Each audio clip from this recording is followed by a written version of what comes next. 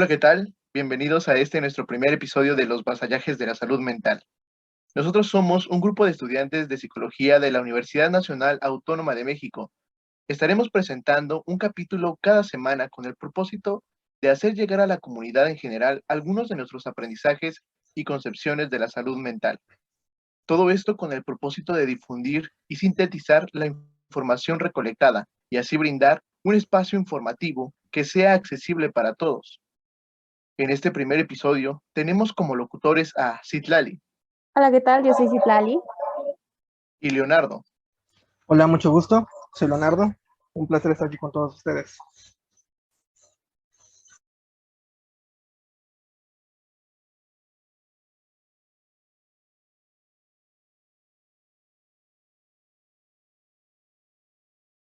Bueno, un placer estar aquí con todos ustedes en el estreno de este primer episodio.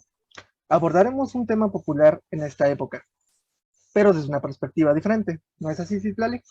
Claro que sí, Leo. El día de hoy es un gusto presentarles la historia de la salud mental y los diferentes conceptos que se han ido desarrollando. Todo esto bajo la perspectiva psicoanalítica y la teoría social. Así es. Pues bueno, comencemos. No los vamos a hacer esperar más. Entonces, Citlali, ¿tú sabes cómo inició la salud mental? Bueno, eso depende del lugar y la época a la que nos estemos refiriendo. Tienes razón. Cada época, cada cultura y sociedad ha tenido un concepto diferente. Podemos ejemplificar esto yéndonos hacia el pasado, hacia el antiguo Egipto y hacia la civilización mesopotámica, que tenían una visión pues bastante mística sobre estos trastornos mentales. Además pensaban que estos trastornos se originaban a partir de la posesión de algún espíritu, aunque pues relativamente existían otras causas. Así es, Leo, pero se creía que era por algún castigo divino, o al menos así lo asociaba la gente en esa época. Ellos tenían métodos de curación pues bastante rurales y exorcismos. De ahí los griegos heredaron a estas civilizaciones la idea de que las enfermedades mentales tenían como origen algo sobrenatural, místico. Y sí, exactamente, no es nada raro considerando que adoraban a muchas deidades. De hecho, eso me recuerda que había uno en específico que adoraban los griegos. Esta deidad se llamaba Asclepio, quien era hijo del dios Apolo, y si mal no recuerdo, lo educó el centauro Quirón. Este le enseñó acerca de la medicina, y además, bueno, ¿a qué voy con esto? A que los antiguos griegos le rendían culto, pero sobre todo las personas que practicaban la medicina. ¿Por qué? Porque ellos le rezaban, le hacían rituales, precisamente con el fin de sanar a sus enfermos. Sí, bueno, esto fue así hasta que surge la teoría de los humores en los tiempos de Hipócrates. Eh, ¿Conoces acerca de esta teoría? Claro que sí, es la teoría que establecía que el cuerpo humano se compone de cuatro pues, sustancias básicas, conocidas como humores, todas haciendo referencia pues, a líquidos que pues, posee el cuerpo humano, y que técnicamente se debe mantener un equilibrio entre estas para poder pues, estar sano y no presentar alguna afección o alguna enfermedad. Sí, de hecho, pero Hipócrates pensaba algo diferente, ya que él decía que en el cerebro se originaban las sensaciones y los sentimientos y que era el centro de la inteligencia. Los trastornos psicológicos no eran por causas místicas, sino eran eh, algo diferente a lo sobrenatural.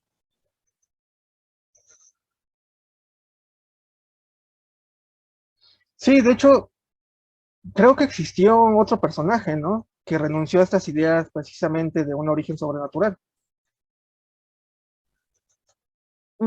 De hecho, estaba Galeno, el médico de los gladiadores. Él agregó la clasificación de las enfermedades mentales y las dividió en dos tipos, ¿no? La manía y la melancolía. La manía, según Galeno, se producía por un exceso de humor, sangre o bilis amarilla y se manifiesta con alucinaciones o desilusiones. mientras que la melancolía, por otro lado, se origina por un exceso de bilis negra y pues esta es un decaimiento de la vitalidad, o al menos así se hacía referencia a esta en esa época. De hecho, con el paso del tiempo, pues se empezó a construir centros de internamiento para lo que se llamaba alienados. Sí, de hecho, pero estos centros eran malos, ¿no? No otorgaban un trato aceptable a los internos y los excluían totalmente de la sociedad. Digo, esto es algo que aún sigue sucediendo, ¿no? Pero ya no es tanto como en el pasado. Mm, en cierta manera, pero a partir del siglo XVII, empezaría a cambiar de cierta manera un poco la situación. ¿Por qué? Porque la enfermería como que empezaría a tomar y a centrarse en las necesidades básicas de los internos, pero fue a partir del siglo XVIII que las instituciones mentales empezarían a ser controladas por las instituciones públicas, precisamente porque antes pues eran regidas pues, por el clero, pero nada más que aunque ya no seguían siendo regidas, pues sí eran sustentadas por la caridad religiosa.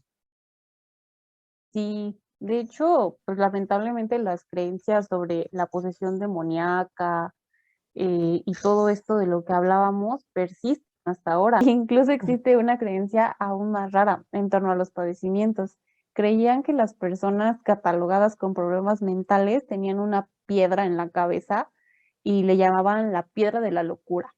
Y pues para tratar de curar a la persona se hacía una lobotomía para extraerla. Eso es como un procedimiento súper invasivo. Digo, aunque ahora se siguen llevando a cabo estas operaciones, pues ya no son con los mismos fines.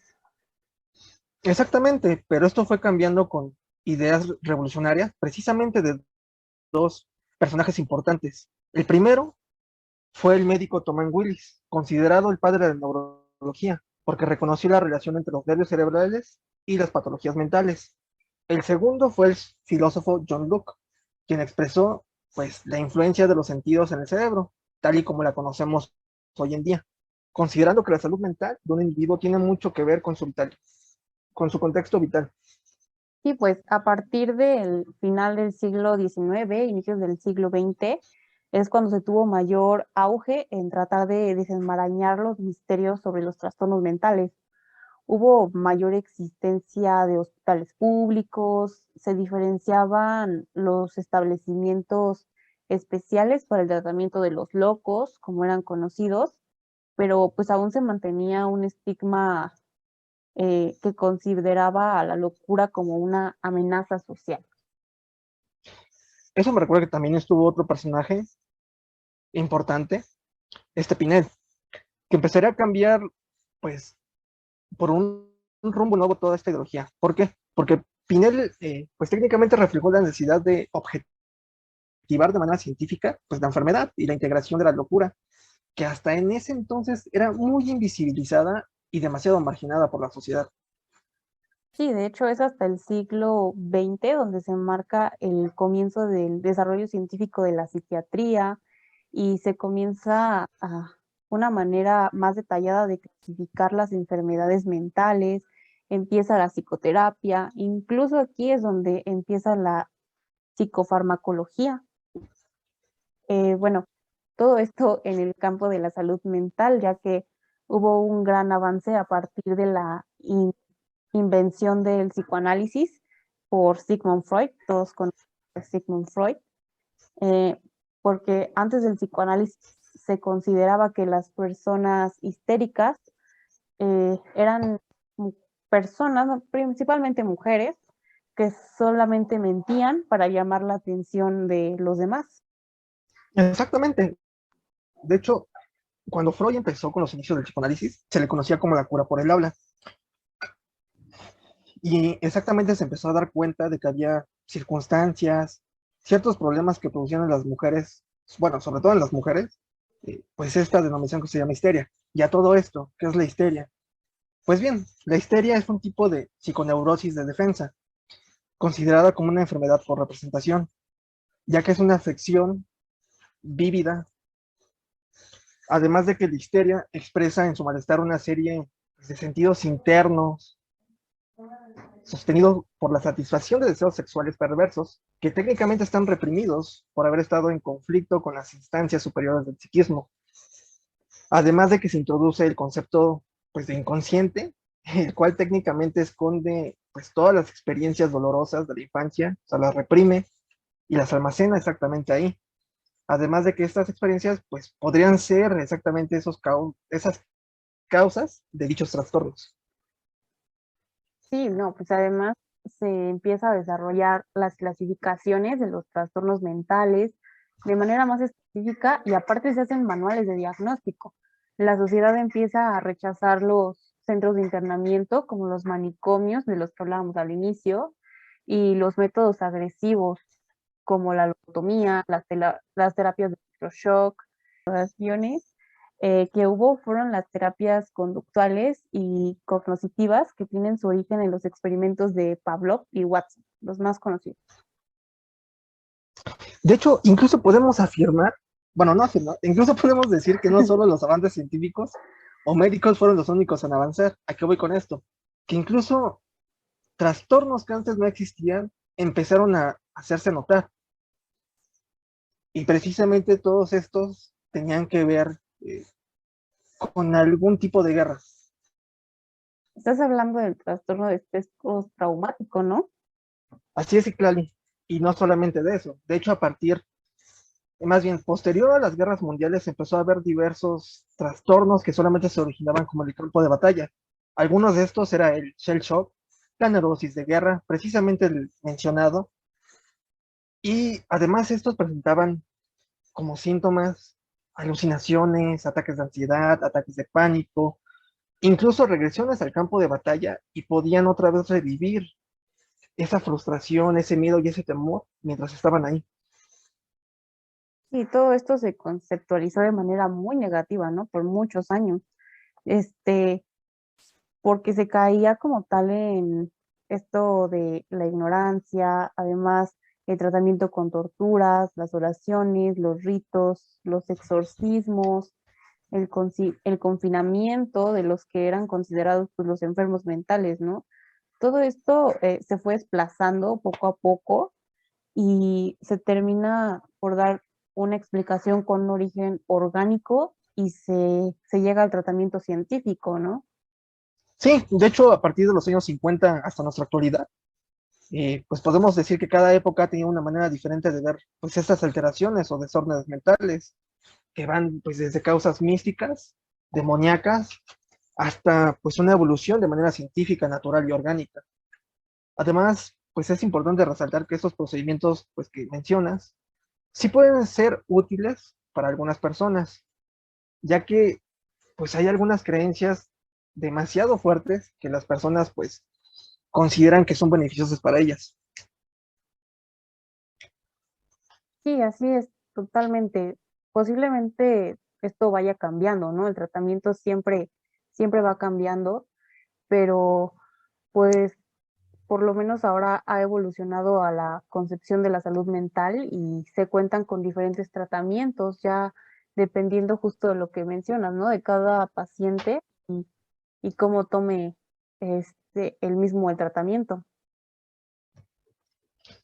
Así es, de hecho, precisamente así como en el mundo, pues aquí en México también ha habido una gran transición pues, en el tema de la salud mental. De hecho, en 1566 estuvo el Hospital de San Hipólito, que fue fundado por Bernardino Álvarez, y realmente no sé mucho acerca de este lugar, de San Hipólito. ¿Crees que podrías contarnos algo al respecto, Citlali? Claro que sí, este fue el primer hospital que se instauró en México. Aún era conocido como Nueva España, o sea, imagínate qué época, y pues fue conocido como el Hospital de los Inocentes, ya que albergaba a las personas que no eran consideradas aptas para estar en sociedad. Y pues todo esto se dio bajo el orden de la Iglesia Católica.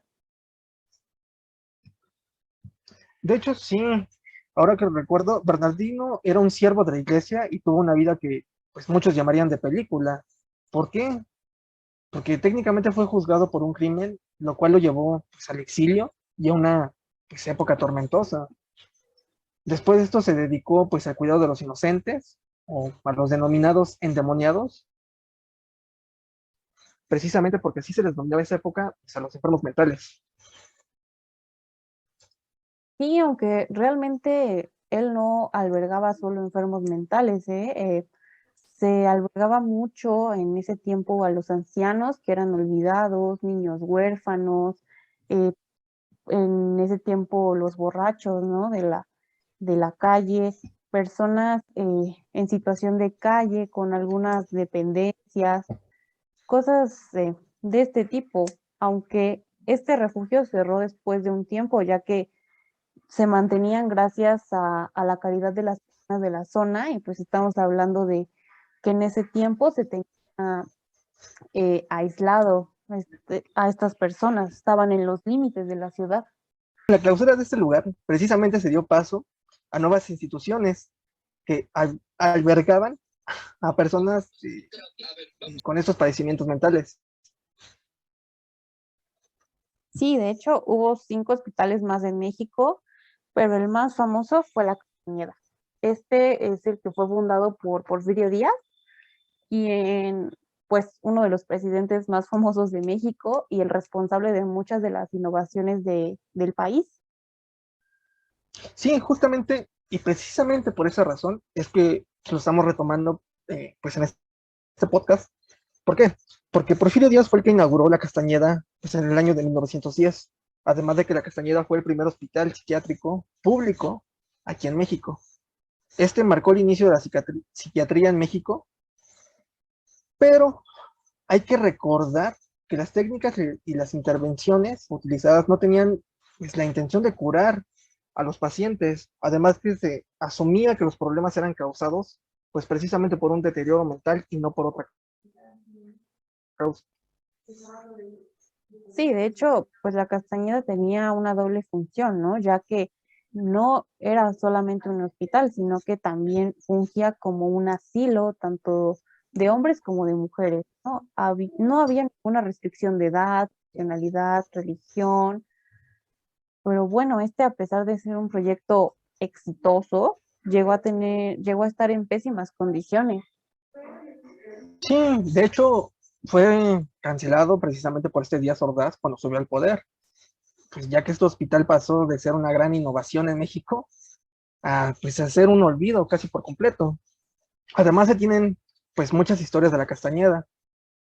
Pues se dice que años antes de cerrar se volvió un lugar de castigo para quienes actuaban pues de forma diferente.